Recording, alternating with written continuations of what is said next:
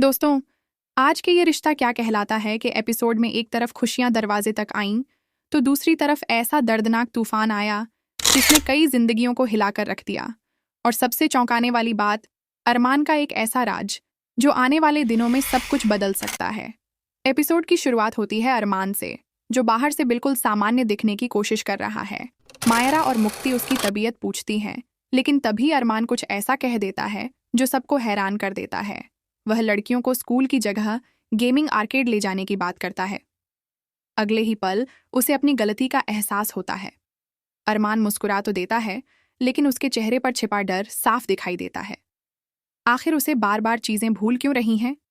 उधर दूसरी तरफ तानिया की जिंदगी में तूफान खड़ा हो जाता है। कृष्ण एक बार फिर अपनी हदें पार कर देता है।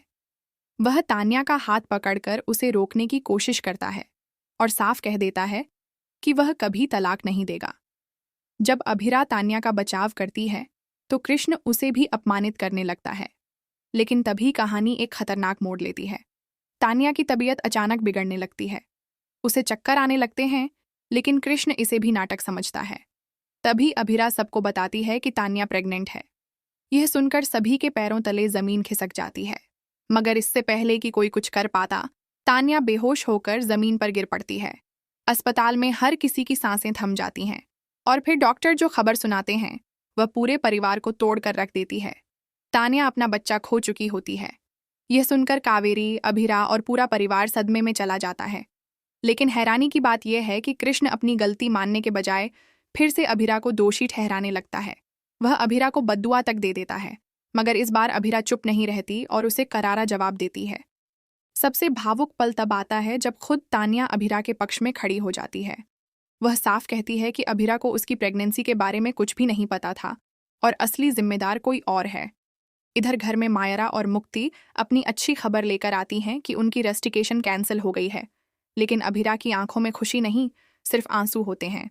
तान्या का दर्द उसे अंदर तक तोड़ चुका है। और फिर आता है एपिसोड का सबसे बड़ा संकेत। जब अभिरा अरमान को दवाई देने जाती है तो अरमान को याद ही नहीं रहता कि उसने दवाई कहाँ रखी है। वह घबरा जाता है, लेकिन अपनी परेशानी किसी को नहीं बताता। अब सवाल यह है कि क्या अरमान की याददाश्त सचमुच धीरे धीरे खत्म हो रही है? और जब यह सच सबके सामने आएगा तब क्या होगा? आज का एपिसोड भावनाओं, आरोपों और दर्द से भरा हुआ था। तान्या का मिसकैरेज और अरमान की बढ़ती याददाश्त की समस्या दोनों ही आने वाले एपिसोड्स में